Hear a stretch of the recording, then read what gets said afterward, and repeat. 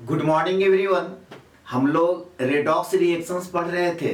तो redox reactions में किसी भी रेडॉक्स रिएक्शंस को कैसे बैलेंस करते हैं ये सीख रहे थे।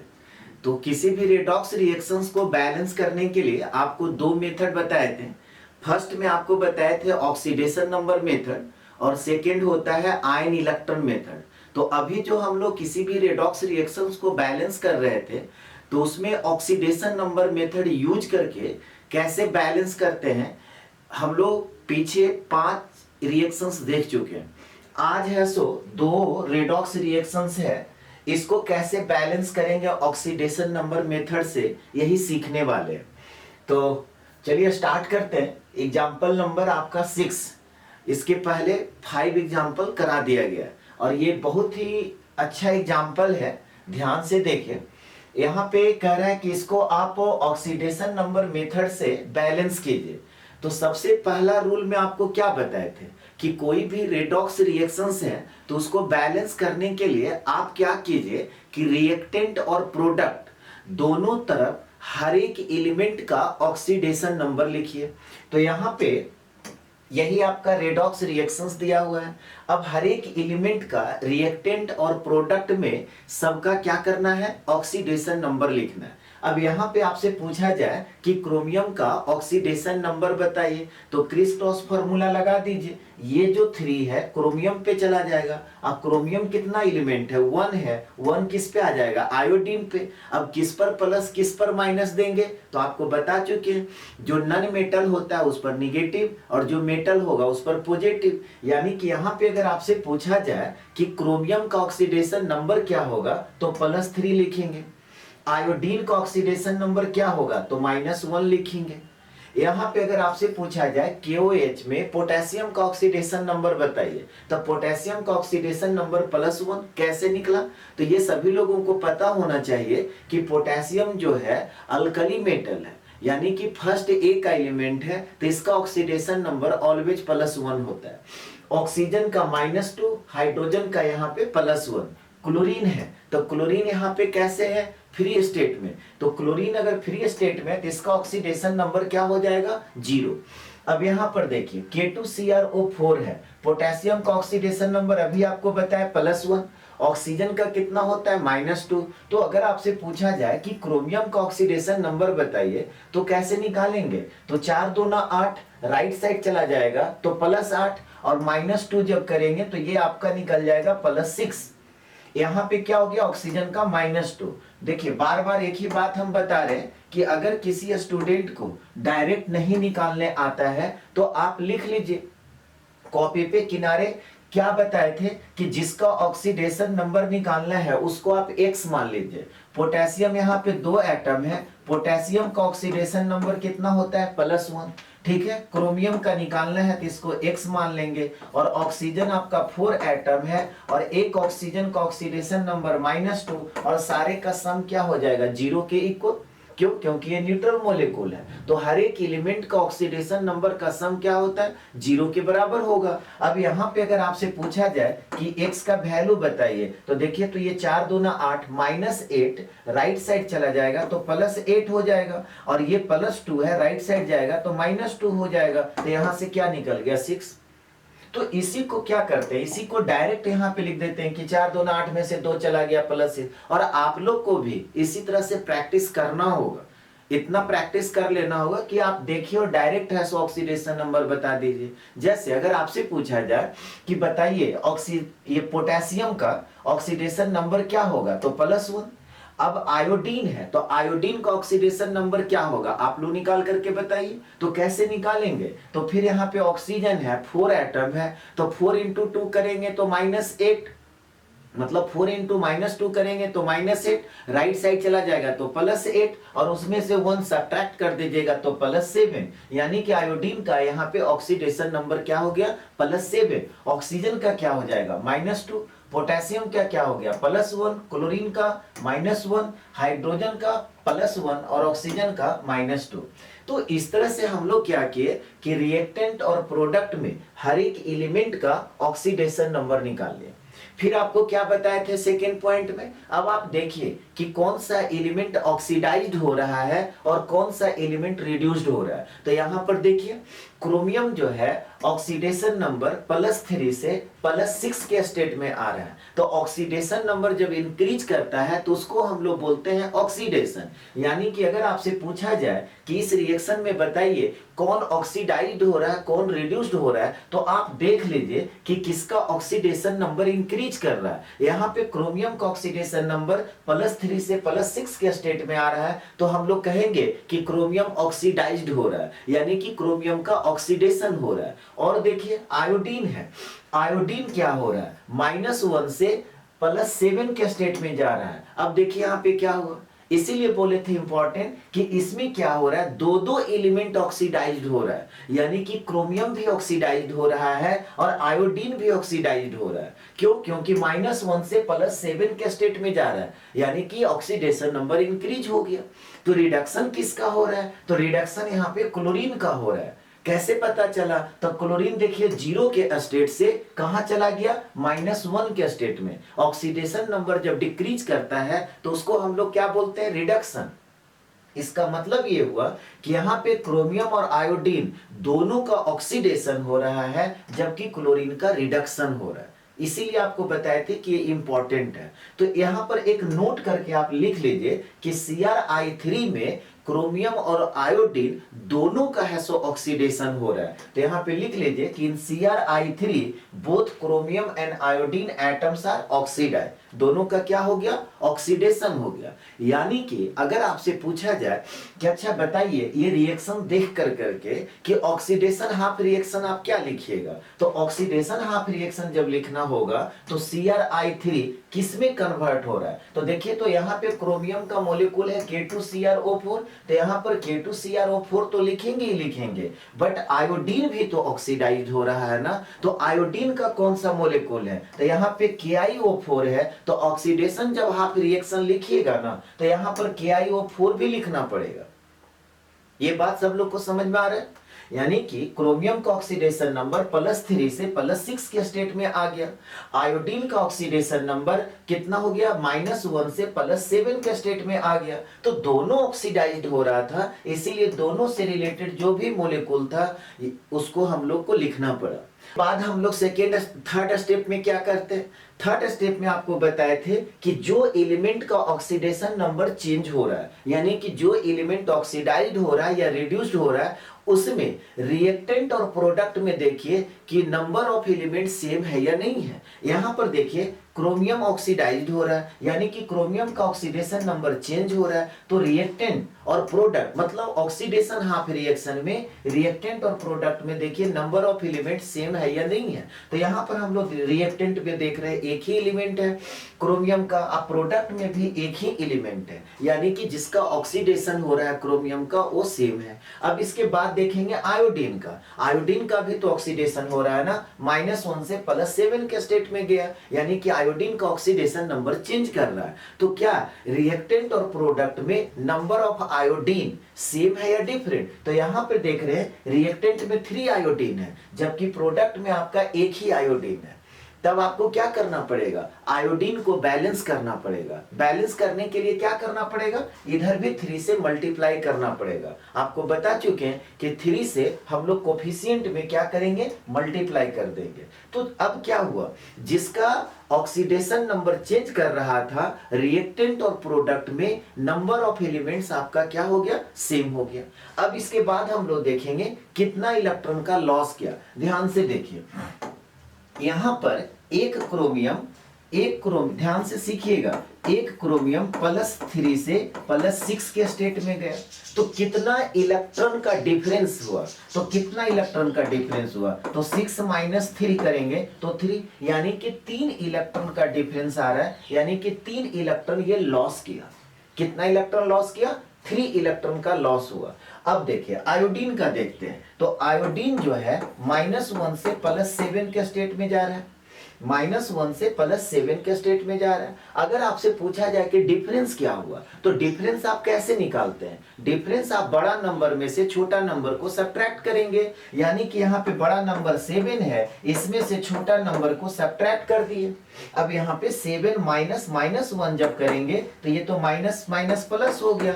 इसका मतलब क्या हुआ कि अगर आपसे पूछा जाए कि एक आयोडीन, ध्यान से सुनिएगा, एक आयोडीन कितना इलेक्ट्रॉन का लॉस किया, तो 8 इलेक्ट्रॉन का लॉस किया है। तो कितना आयोडीन है? 3 आयोडीन है, तो 3 आयोडीन कितना इलेक्ट्रॉन का लॉस करेगा? तो इसका मतलब क्या हुआ कि इसमें 3 से मल्टीप्लाई कर देंगे, यानी कि कितना आ गया 24। कितना हो गया 24, यानी कि आयोडीन जो है 24 इलेक्ट्रॉन का लॉस किया है। समझ में आ रही बात? और क्रोमियम कितना इलेक्ट्रॉन का लॉस किया? 3 इलेक्ट्रॉन का। इसको हम लोग क्या करेंगे ना, ऐड कर देंगे। यानी कि अगर आपसे पूछा जाए कि ऑक्सीडेशन हाफ रिएक्शन में टोटल नंबर ऑफ इलेक्ट्रॉन कितना लॉस हुआ, तो आप क्या बोलेंगे? 27। ये 27 कैसे निकला, ये सभी लोगों को समझ में आ गया? तो लॉस ऑफ इलेक्ट्रॉन जो है यहाँ पे 27 है, तो यहाँ पे हम लोग लिखेंगे +27 इलेक्ट्रॉन। इसको है सो इक्वेशन 1 मान लिए।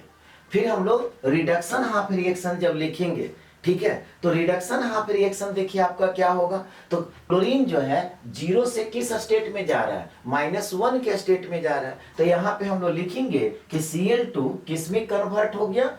KCl में। किस में कन्वर्ट हो गया? KCl में। अब यहाँ पे क्लोरीन का ऑक्सीडेशन नंबर आपका 0 है और यहाँ पे क्लोरीन का ऑक्सीडेशन नंबर -1 है। इसके बाद आपको क्या बताए थे? अब रिडक्शन हाफ रिएक्शन में देखिए कि जिस एलिमेंट का ऑक्सीडेशन नंबर चेंज कर रहा है, क्या रिएक्टेंट और प्रोडक्ट दोनों तरफ नंबर ऑफ एलिमेंट सेम है या डिफरेंट है? तो लेफ्ट साइड हम लोग देख रहे हैं, यानी कि रिएक्टेंट में देख रहे हैं कि क्लोरीन कितना एटम है? 2 एटम है, जबकि राइट साइड क्लोरीन में कितना एटम है? 1 ही एटम है। तब आपको क्या करना पड़ेगा कि जिस एलिमेंट का ऑक्सीडेशन नंबर चेंज हुआ, वहां पे रिएक्टेंट और प्रोडक्ट दोनों तरफ नंबर ऑफ एलिमेंट सेम होना चाहिए। तो यहाँ पे क्या करना पड़ेगा? कोफिशिएंट में 2 से मल्टीप्लाई करना पड़ेगा। ठीक है, अब इसके बाद हम लोग देखेंगे गेन ऑफ इलेक्ट्रॉन। अब देखिए यहाँ पे ऑक्सीडेशन नंबर क्लोरीन का क्या हुआ है, तो क्लोरीन का ऑक्सीडेशन नंबर 0 से -1 के स्टेट में आया है। 0 से -1 के स्टेट में आया, तो 0 से जब -1 के स्टेट में आएगा, तो अगर आपसे पूछा जाए कि कितना इलेक्ट्रॉन का गेन हुआ, तो फिर आप क्या बोलेंगे? बड़ा नंबर में से छोटा नंबर को आप घटा दीजिए, यानी कि सब्ट्रैक्ट कर दीजिए।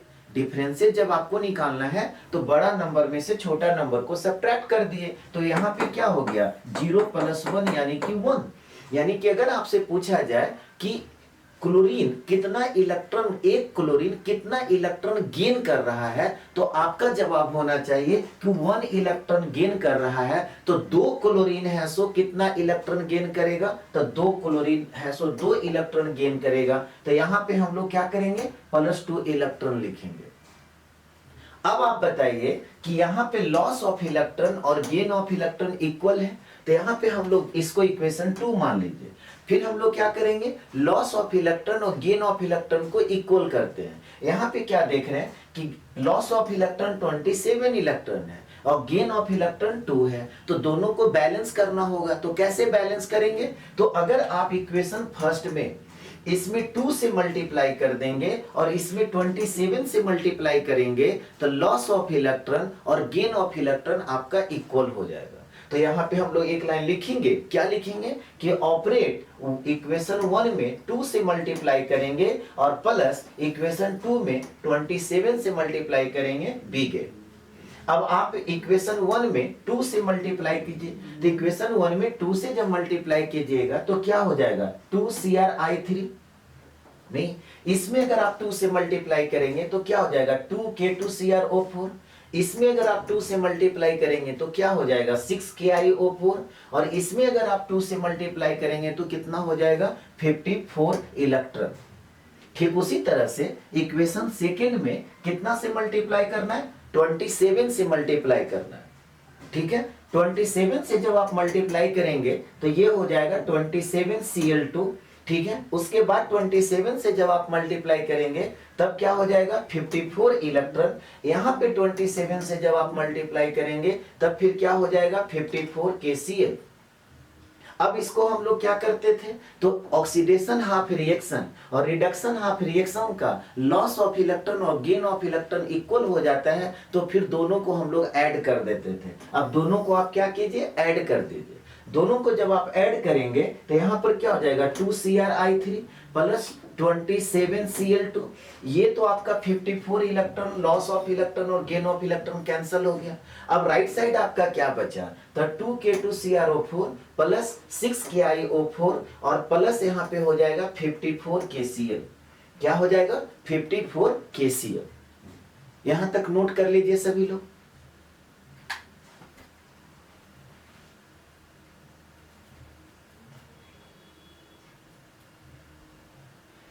चलिए यहां तक कंप्लीट कर लिए। अब इसके बाद हम लोग को क्या करना होगा, रिएक्टेंट और प्रोडक्ट दोनों तरफ नंबर ऑफ पोटेशियम एटम, ठीक है, यानी कि पोटेशियम एटम को बैलेंस करना होगा। तो पोटेशियम एटम को देखिए तो लेफ्ट साइड आपका कितना पोटेशियम है, तो लेफ्ट साइड है सो आपका एक भी पोटेशियम नहीं है, जबकि राइट साइड कितना पोटेशियम है, तो यहाँ पे आपका टोटल 4 पोटेशियम है। यहाँ पर टोटल कितना है, तो 6 पोटेशियम है और यहाँ पर टोटल कितना है 54 पोटेशियम है। यानी कि अगर इसको टोटल कीजिएगा तो ये 64 पोटेशियम होगा। अब राइट साइड यानी कि प्रोडक्ट में आपका 64 पोटेशियम है और लेफ्ट साइड एक भी नहीं है। पोटेशियम एटम के लिए क्या यूज करेंगे, तो पोटेशियम एटम के लिए KOH यूज करना होगा। इसका मतलब ये हुआ कि पोटेशियम एटम को बैलेंस करने के लिए आपको क्या करना पड़ेगा, 64 KOH लेफ्ट साइड ऐड करना पड़ेगा। ये बात सबको समझ में आ रहा है। 64 potassium atom left side add करने के लिए हम लोगों को 64 KOH लेफ्ट साइड ऐड करना पड़ेगा। तो इसको आप एक लाइन लिख लीजिए। क्या लिखिएगा कि balance the potassium atom on both sides by adding 64 KOH on the left side. अब लेफ्ट साइड 64 KOH ऐड कीजिएगा तो क्या हो जाएगा 2Cri3 प्लस 27Cl2 अब प्लस हो जाएगा 64 KOH। फिर प्रोडक्ट में क्या लिखा गया 2K2CrO4 प्लस 6KiO4 अब प्लस 54 KCl। पोटेशियम एटम जब बैलेंस हो गया, अब इसके बाद आपको किसको बैलेंस करना है, ऑक्सीजन एटम को। अब हम लोग देखेंगे कि इसमें लेफ्ट साइड और right side total number of oxygen atoms कितना है। तो यहां पर देखिए तो लेफ्ट साइड आपका 64 ऑक्सीजन है, ठीक है, और राइट साइड कितना हो गया, तो देखिए यहां से जब करेंगे तो 8 ऑक्सीजन, यहां से जब करेंगे तो 24 ऑक्सीजन, और इसमें तो ऑक्सीजन है ही नहीं है, तो आपका कितना हो गया 32 ऑक्सीजन।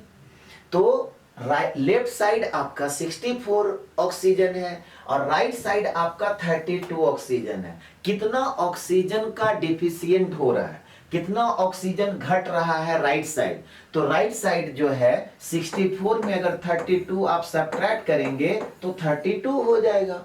इसका मतलब ये हुआ कि 32 ऑक्सीजन राइट साइड है सो डिफिशियंट है, यानी कि घट रहा है। तो हम आपको क्या बताए थे रूल में कि जितना जिधर ऑक्सीजन घटेगा उतना H2O मोलेकुल आप ऐड कर दीजिए। इसका मतलब ये हुआ कि ऑक्सीजन को बैलेंस करने के लिए हम लोगों को क्या करना पड़ेगा, राइट साइड 32 H2O मोलेकुल ऐड करना पड़ेगा, ठीक है। तो यहां पर एक लाइन लिख लीजिए कि finally add 32 H2O on the right side to balance hydrogen और ऑक्सीजन एटम।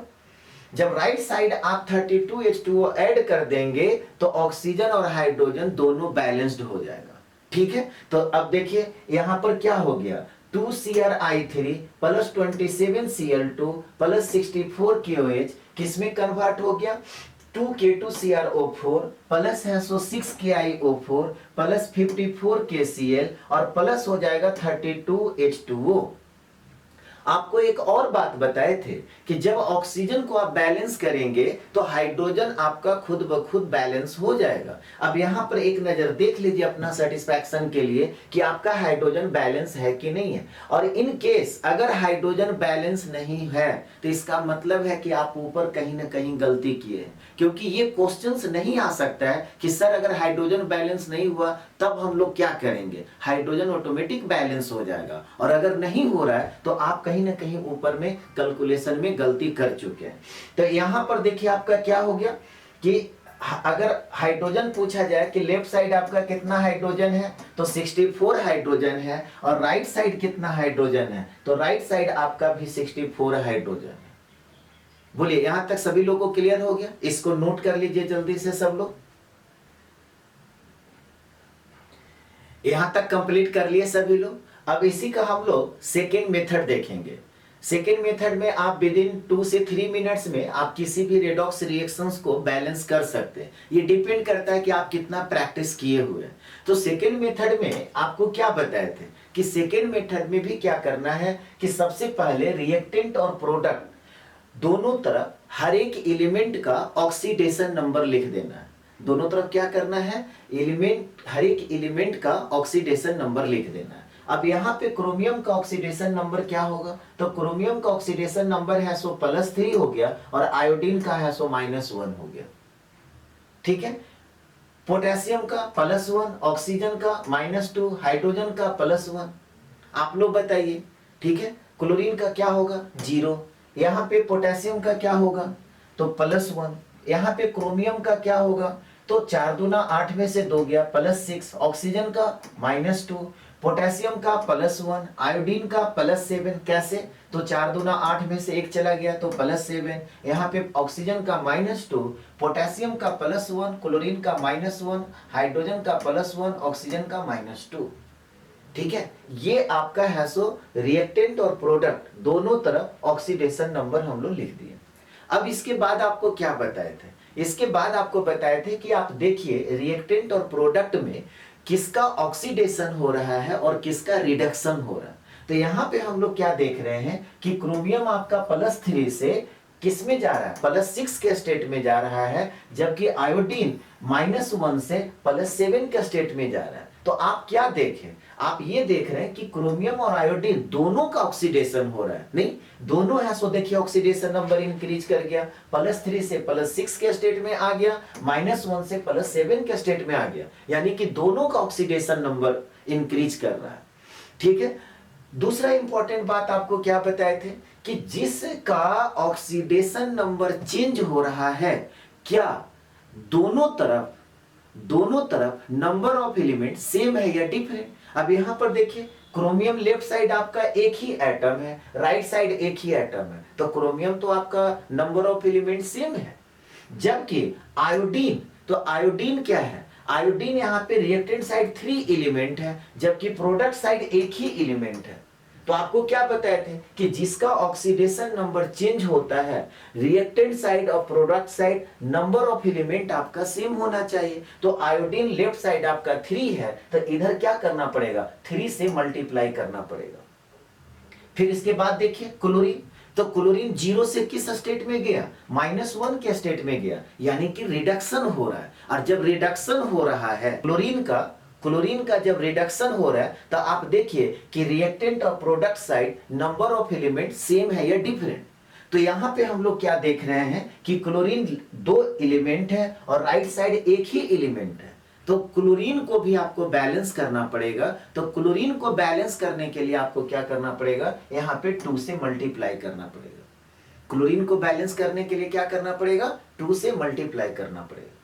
अब यहां पे क्या हुआ कि जिस एलिमेंट का ऑक्सीडेशन नंबर चेंज हो रहा था, वह एलिमेंट लेफ्ट साइड और राइट साइड क्या हो गया, इक्वल हो गया। अब हम लोग निकालेंगे लॉस ऑफ इलेक्ट्रॉन और गेन ऑफ इलेक्ट्रॉन। अब बताइए कि क्रोमियम जो है कितना इलेक्ट्रॉन का लॉस कर रहा है, तो +3 से +6 के स्टेट में गया, तो कितना का डिफरेंस हो गया 3 इलेक्ट्रॉन का, यानी कि क्रोमियम जो है 3 इलेक्ट्रॉन है सो लॉस कर रहा है।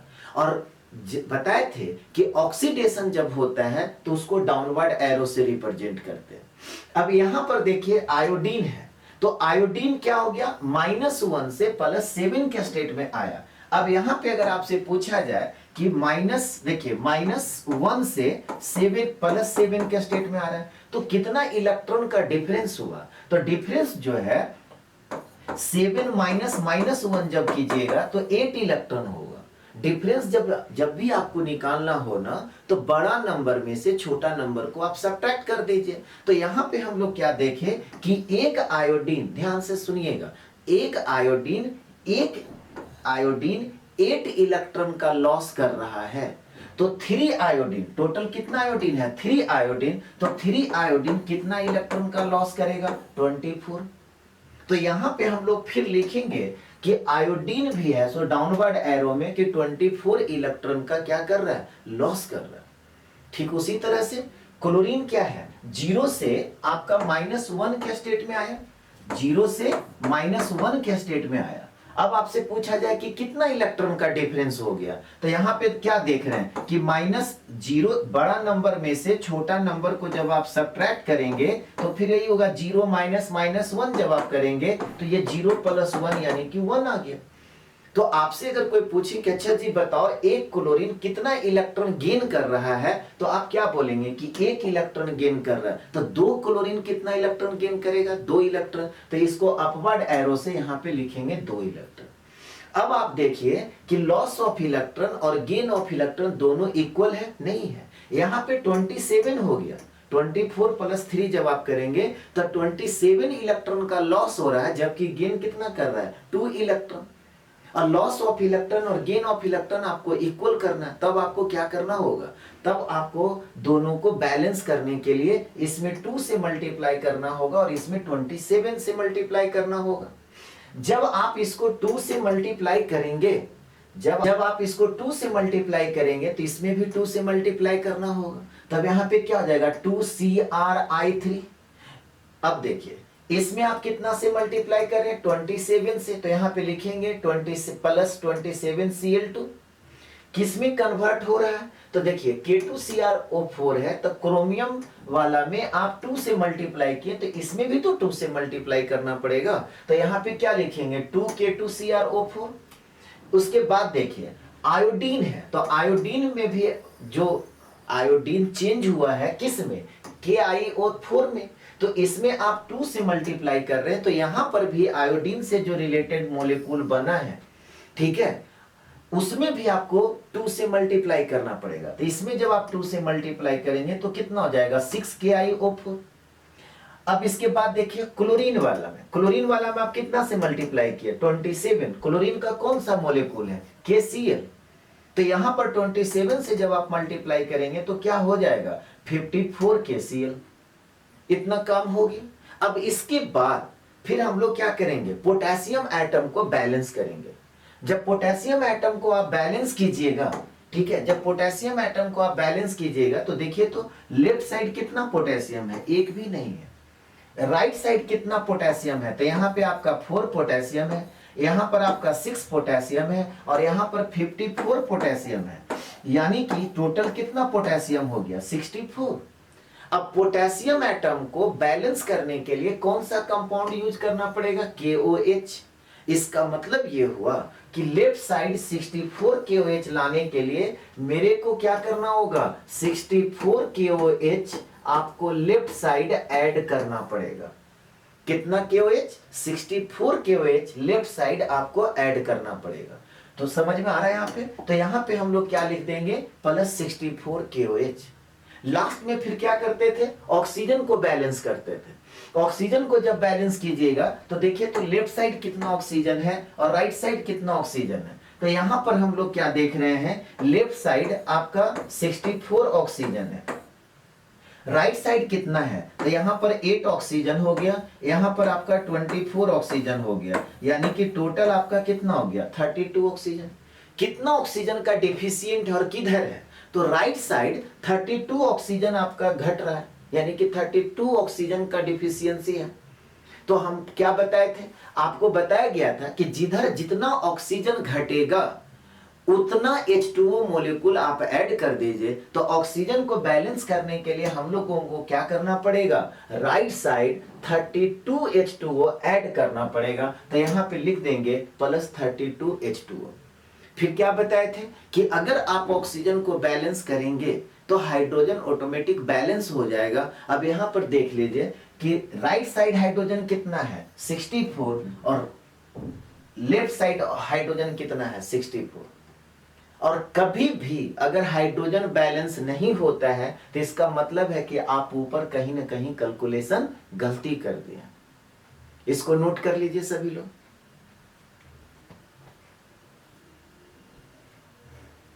चलिए यहां तक कंप्लीट कर लिए। ठीक इसी तरह का एक और हम लोग रेडॉक्स रिएक्शन को बैलेंस करेंगे। Example number 7। अब आपको ये कहा जा रहा है कि इस रेडॉक्स रिएक्शंस को आप ऑक्सीडेशन नंबर मेथड से बैलेंस कीजिए। तो ऑक्सीडेशन नंबर मेथड से बैलेंस करने के लिए आपको क्या बताएं कि सबसे पहला काम आपको क्या करना है कि रिएक्टेंट और प्रोडक्ट दोनों तरफ हर एक एलिमेंट का आप ऑक्सीडेशन नंबर लिखिए। अब यहां पर देखिए कि यही आपका रेडॉक्स रिएक्शंस है। अब आपसे पूछा जाए कि बताइए आर्सेनिक का ऑक्सीडेशन नंबर क्या होगा, तो क्रिस क्रॉस फार्मूला लगा दीजिए। ये सल्फर का 3 आर्सेनिक पे चला जाएगा, आर्सेनिक का 2 सल्फर पे चला जाएगा। समझ में आ रहा है बात। अब कहां पे प्लस कहां पे माइनस, तो जो नॉन मेटल है उस पर माइनस, जो मेटल होगा वो प्लस। यानी कि अगर आपसे पूछा जाए कि आर्सेनिक का ऑक्सीडेशन नंबर बताइए तो आप क्या बोलेंगे +3। सल्फर का ऑक्सीडेशन नंबर क्या हो जाएगा, तो -2। बोलिए कोई दिक्कत हो रहा है क्या। यहां पर हाइड्रोजन का +1, नाइट्रोजन का कितना हो गया, तो 3 दूना 6 में से 1 चला गया +5। ऑक्सीजन का कितना हो गया -2। यहां पर देखिए इसका ऑक्सीडेशन नंबर आपको निकालना है हर एक एलिमेंट का। तो हाइड्रोजन का तो +1 सभी लोग जानते हैं, ऑक्सीजन का -2 सभी लोग जानते हैं। तो ऑक्सीजन का 4 दूना 8 में से 3 चला गया तो कितना बच गया, +5। ये तो कैलकुलेशन का है। और बार बार हम बोलते हैं कि अगर जिनको डायरेक्ट नहीं समझ में आता है ना, आप लिख करके निकालिए एक इस तरह से कि आर्सेनिक का आपको ऑक्सीडेशन नंबर निकालना है। तो यहाँ पर 3 हाइड्रोजन है तो 3 × +1, और जिसका निकालना है उसको x मान लिए। और ऑक्सीजन आपका 4 है और ऑक्सीजन का ऑक्सीडेशन नंबर -2 होता है और सारे का सम क्या हो जाएगा 0। अब देखिए यहाँ पे x का वैल्यू जब निकालेंगे तो ये राइट साइड जाएगा तो +8 और ये राइट साइड जाएगा तो -3, तो ये 5। तो इसी चीज को डायरेक्ट यहाँ पे कैलकुलेशन कर दिया जाता है। तो जब आप 11th के स्टूडेंट हैं तो डायरेक्ट तो इतना अब आना ही चाहिए। अब यहाँ पर देखिए ऑक्सीजन का आपका -2, हाइड्रोजन का +1, सल्फर का कितना हो जाएगा, तो 4 दूना 8 में से 2 गया +6, ऑक्सीजन का -2। यहाँ पे नाइट्रोजन का कितना होगा और ऑक्सीजन का कितना होगा, तो ऑक्सीजन का जब -2 होता है तो नाइट्रोजन का +2 हो जाएगा। समझ में आ रही बात, क्यों, क्योंकि प्लस माइनस मिलकर के ना 0 हो जाएगा, न्यूट्रल मॉलिक्यूल है। अब आप क्या किए, आप किए कि हर एक एलिमेंट रिएक्टेंट और प्रोडक्ट साइड में हर एक एलिमेंट का ऑक्सीडेशन नंबर निकाल लिए। अब आप क्या देखेंगे कि कौन ऑक्सीडाइज्ड हो रहा है, कौन रिड्यूस्ड हो रहा है। तो यहां पर आप देख करके बताइए कि किसका ऑक्सीडेशन हो रहा है, किसका रिडक्शन हो रहा है। तो आर्सेनिक जो है +3 से +5 के स्टेट में जा रहा है, यानी कि ऑक्सीडेशन नंबर जब इंक्रीज करेगा तो हम लोग क्या बोलेंगे कि ऑक्सीडेशन हो रहा है। ठीक उसी तरह से सल्फर -2 से किस में चला गया, +6 के स्टेट में आया। यानी कि अब देखिए फिर आ गया ना, सल्फर भी ऑक्सीडाइज्ड कर रहा है और आर्सेनिक भी ऑक्सीडाइज्ड कर रहा है, यानी कि इसमें दोनों एलिमेंट ऑक्सीडाइज्ड हो रहा है। अब रिडक्शन किसका हो रहा है, तो रिडक्शन देखिए यहाँ पे नाइट्रोजन +5 से +2 में चला गया, तो क्या हुआ, डिक्रीज कर गया। तो हम कहेंगे कि इस रिएक्शंस में नाइट्रोजन का रिडक्शन हो रहा है जबकि आर्सेनिक और सल्फर का ऑक्सीडेशन हो रहा है। तो यहां पर एक नोट करके लिख लीजिए कि H2S3 में आर्सेनिक और सल्फर एटम दोनों क्या हो रहा है, ऑक्सीडाइज्ड हो रहा है।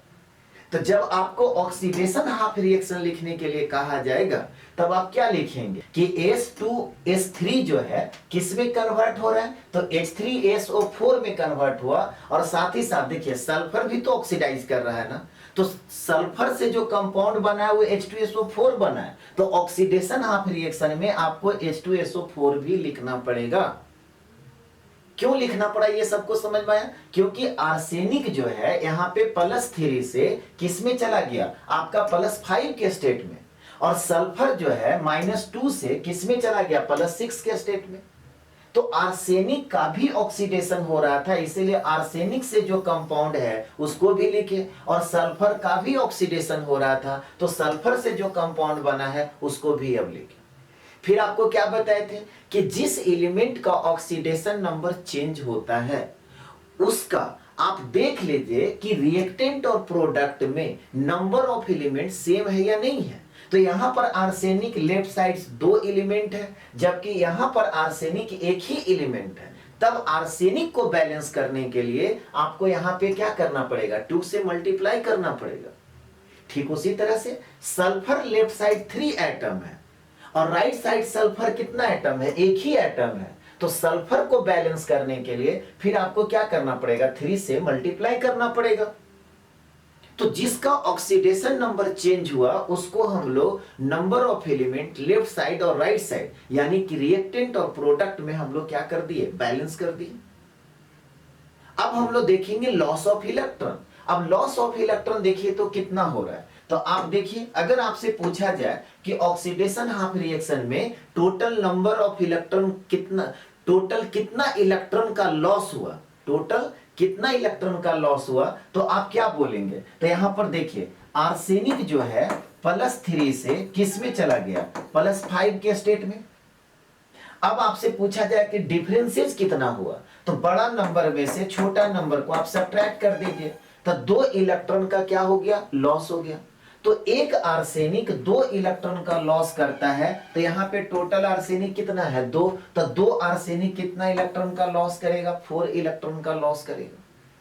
ठीक उसी तरह से अगर आपसे पूछा जाए सल्फर, तो सल्फर में कितना इलेक्ट्रॉन का लॉस हुआ, तो सल्फर जो है -2 से +6 के स्टेट में गया। तो अगर आपसे पूछा जाए कि डिफरेंस बताइए क्या होगा, तो यहाँ पे बड़ा नंबर में से छोटा नंबर को आप घटा दीजिए, सब्ट्रैक्ट कर दीजिए, तब यहाँ पे क्या हो जाएगा, 6 और +2 यानी कि 8। तो एक सल्फर 8 इलेक्ट्रॉन का लॉस करता है, तो टोटल कितना सल्फर है, 3 सल्फर है, तो कितना इलेक्ट्रॉन का लॉस करेगा, 24 इलेक्ट्रॉन का लॉस करेगा। यानी कि टोटल लॉस ऑफ इलेक्ट्रॉन कितना हो गया, तो टोटल लॉस ऑफ इलेक्ट्रॉन 28 हो गया। यानी कि ऑक्सीडेशन हाफ रिएक्शन में अगर आपसे पूछा जाए कि बताइए टोटल कितना इलेक्ट्रॉन का लॉस हुआ, तो आप क्या बोलेंगे, 28 इलेक्ट्रॉन का लॉस हुआ। तो यहां पे हम लोग लिखेंगे 28 इलेक्ट्रॉन, इसको है सो इक्वेशन 1 मान लेंगे। ठीक उसी तरह से रिडक्शन हाफ रिएक्शन, जब आपको कहा जाए कि रिडक्शन हाफ रिएक्शन लिख करके दिखाइए, तो रिडक्शन किसका हो रहा है, नाइट्रोजन का।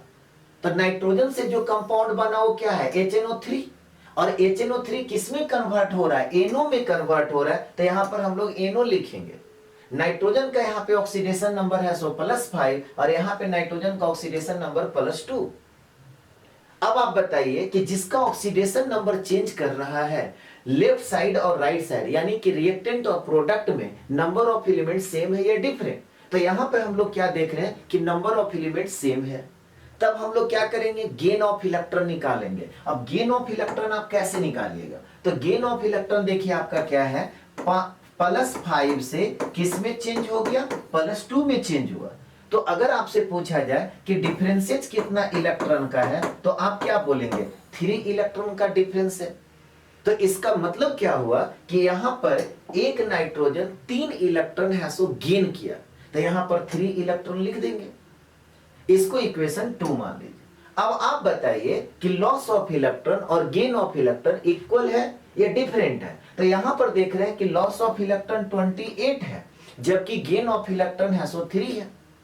अब इसको आपको बैलेंस करना है, तो कैसे बैलेंस करेंगे, तो यहां पर एक नोट करके हम लोग लिख लेंगे ताकि बाद में आपको दिक्कत नहीं हो कि आर्सेनिक आपका 2 एलिमेंट है और लेफ्ट साइड और राइट साइड भी तो इक्वल होता है, बट लेफ्ट साइड जो आर्सेनिक है उसका ऑक्सीडेशन नंबर +3 और राइट साइड जो आर्सेनिक है उसका ऑक्सीडेशन नंबर +5।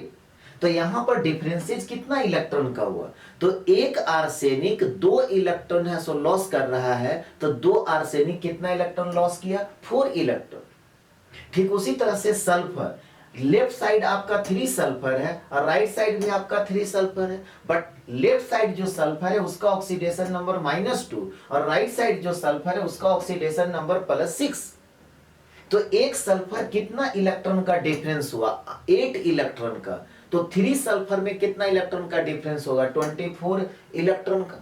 क्योंकि बहुत सारे स्टूडेंट को ये नहीं समझ में आता है कि 28 इलेक्ट्रॉन का लॉस यहाँ पे कहां से आया, तो उसके चलते अलग से आपको हम नोट करके लिखा दिए, ताकि बाद में जब आप कॉपी पढ़िए तो आपको समझने में दिक्कत नहीं हो कि ये 28 इलेक्ट्रॉन का लॉस कहां से आया, तो अलग अलग करके दिखा दिए।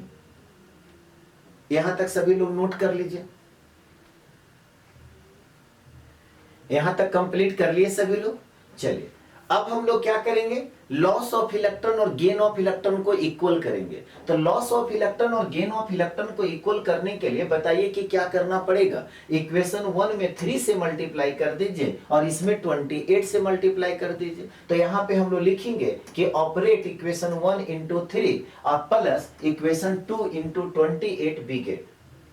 अब इक्वेशन 1 में 3 से जब आप मल्टीप्लाई करेंगे तो क्या हो जाएगा बताइए। तो यहां पे लिखेंगे 3as2s3 किस में कन्वर्ट हो गया, तो 6h3asO4 और यहां पर भी 2 से जब आप 3 से मल्टीप्लाई करेंगे तो ये 9 हो जाएगा, यानी कि 9h2SO4। और इधर कितना हो गया, इधर जब आप 3 से मल्टीप्लाई करेंगे तो ये हो गया 84 इलेक्ट्रॉन।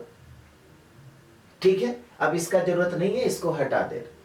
इसमें कितना से आपको मल्टीप्लाई करना है, 28 से। तो 28 से जब आप मल्टीप्लाई करेंगे तो क्या हो जाएगा, 28HNO3।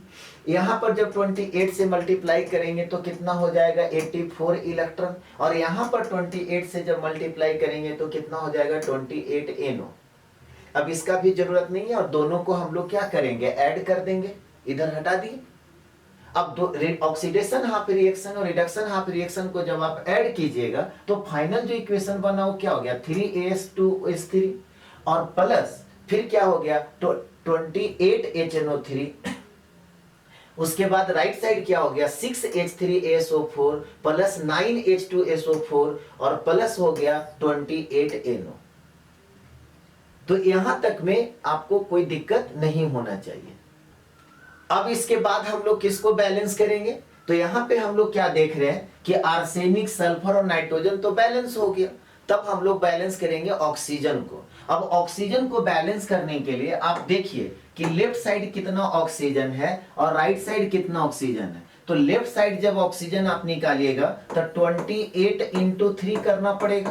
तो इसको जब आप करेंगे तो कितना हो जाएगा, 8 तिया 24 और 3 दूना 6 2 8, 84 ऑक्सीजन जो है लेफ्ट साइड है। राइट साइड कितना ऑक्सीजन है, तो देखिए यहां से जब आप करेंगे तो 6 चौका 24, यहां से करेंगे तो 9 चौका 36 और यहां से जब करेंगे तो 28। अब देखिए तो कितना हो गया, इधर आपका 18 हो गया, 3 2 5 2 7 1 8, यानी कि राइट साइड आपका 88 ऑक्सीजन है जबकि लेफ्ट साइड आपका 84 ऑक्सीजन है। कितना ऑक्सीजन किधर घट रहा है, तो लेफ्ट साइड है सो 4 ऑक्सीजन घट रहा है। तो हम लोग क्या करेंगे, लेफ्ट साइड 4H2O ऐड कर देंगे। तो यहां पर क्या करेंगे, फाइनली जो है लिख लीजिए कि add 4H2O on the left side to balance hydrogen और ऑक्सीजन एटम्स। अब मेन रिएक्शन में देखिए आपका H2O नहीं दिया हुआ, ये चीज पहले भी आपको बताए थे कि H2O दे भी सकता है नहीं भी दे सकता, वो ऑटोमेटिक आप बैलेंस करेंगे तो आ जाएगा। तो अब यहां पर लेफ्ट साइड 4H2O ऐड कीजिएगा तो फाइनल इक्वेशन क्या हो जाएगा, 3as2s3 plus 28HNO3 plus 4H2O किस में कन्वर्ट हो गया, आपका हो गया 6H3asO4 प्लस 9H2SO4 और प्लस हो गया 28NO। ये इक्वेशन अब आपका क्या हो गया, बैलेंस हो गया। अगर हाइड्रोजन को चेक करना है तो आप चेक कर सकते हैं कि हाइड्रोजन दोनों साइड बैलेंस है या नहीं है। तो यहां पर देखिए 28 हाइड्रोजन है, यहां पर देखिए 8 हाइड्रोजन है, तो 8 8 16 यानी कि 36 हाइड्रोजन हो गया। नहीं, अब इधर देखिए कितना हाइड्रोजन है, तो इधर 6 तिया 18, इधर कितना है 9 दूना 18, तो यहां पे टोटल कितना हाइड्रोजन, 36 हाइड्रोजन। यानी कि लेफ्ट साइड भी 36 हाइड्रोजन, राइट साइड भी 36 हाइड्रोजन। इसका मतलब क्या हुआ कि हम लोगों का इक्वेशन बैलेंस हो गया। इसको नोट कीजिए।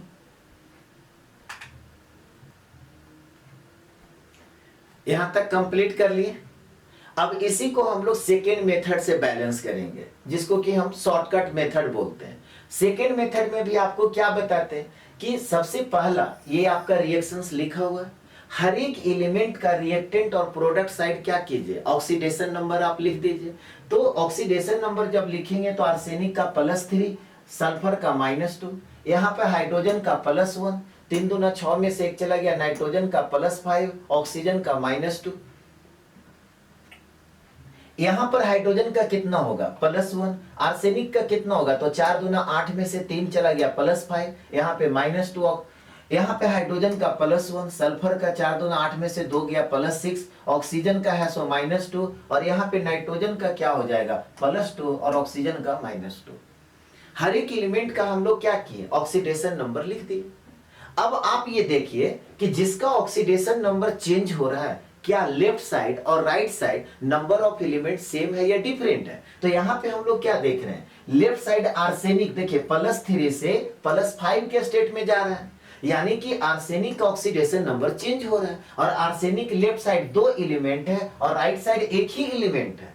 तो सबसे पहला काम क्या करेंगे, आर्सेनिक को लेफ्ट साइड और राइट साइड बैलेंस करेंगे। तो बैलेंस करने के लिए राइट साइड इसमें क्या करना पड़ेगा, 2 से मल्टीप्लाई करना पड़ेगा।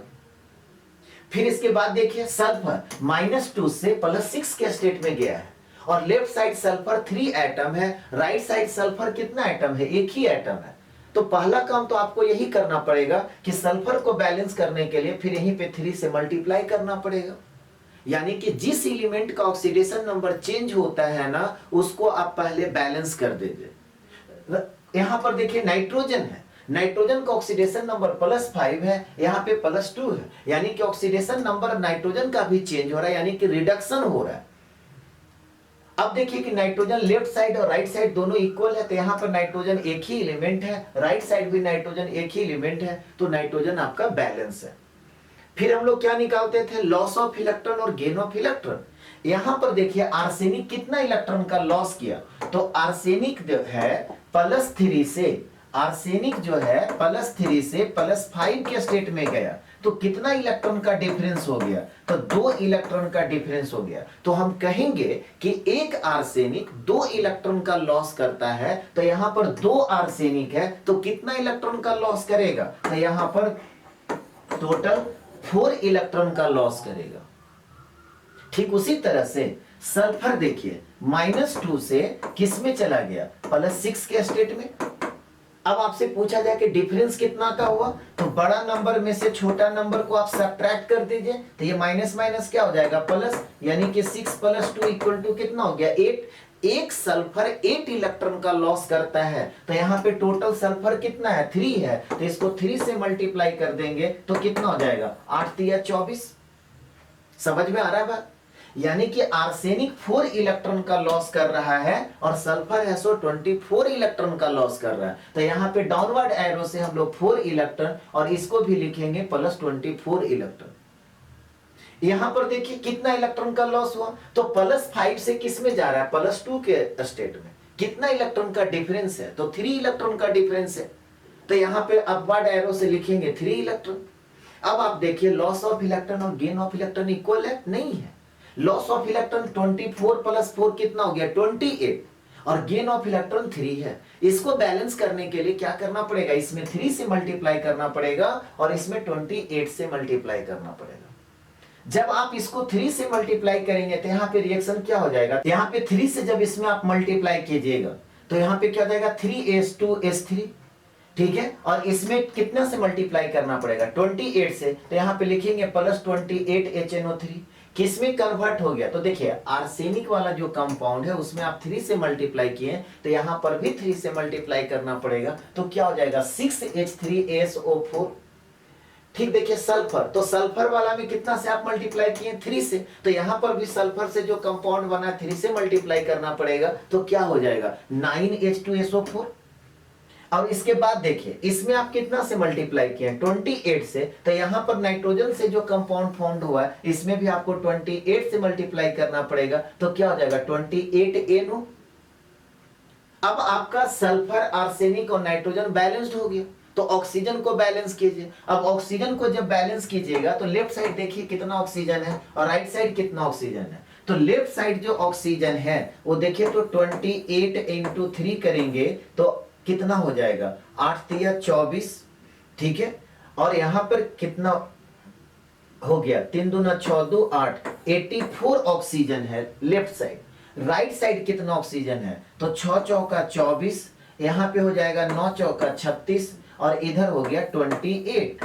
देखिए तो कितना हो गया, इधर आपका 6 4 10, 8 हो गया, 3 2 5 2 7 1 8, 88। राइट साइड है सो 88 ऑक्सीजन है और लेफ्ट साइड है सो 84 ऑक्सीजन। किधर ऑक्सीजन घट रहा है तो लेफ्ट साइड घट रहा है। कितना घट रहा है 4 ऑक्सीजन घट रहा है, तो हम लोग क्या करेंगे लेफ्ट साइड 4H2O ऐड कर देंगे, तो फाइनल जो इक्वेशन होगा वो क्या होगा, यहाँ पे 4H2O ऐड कर दिए।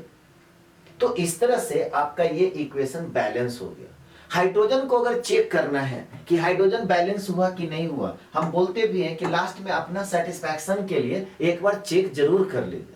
अब देखिए तो इधर हाइड्रोजन कितना है, इधर हाइड्रोजन आपका 28 है और इधर आपका 8 है, तो 8 दूना 16, यहाँ पे 36 हाइड्रोजन हो गया। इधर कितना हाइड्रोजन है तो देखिए तो इधर 6 तिया 18 और इधर 9 दूना 18, तो इधर भी आपका 36 है। तो लेफ्ट साइड भी 36 हाइड्रोजन और राइट साइड भी 36 हाइड्रोजन। इसका मतलब क्या हुआ कि दोनों साइड हाइड्रोजन भी मेरा क्या है बैलेंस है। इसका मतलब इक्वेशन सही है। चलिए आज का क्लास आपको कैसा लगा ये कमेंट करके जरूर बताइए, और अगर क्लास आपको अच्छा लगता है तो वीडियो को लाइक कीजिए, शेयर कीजिए, सब्सक्राइब कीजिए। Thank you, have a nice day.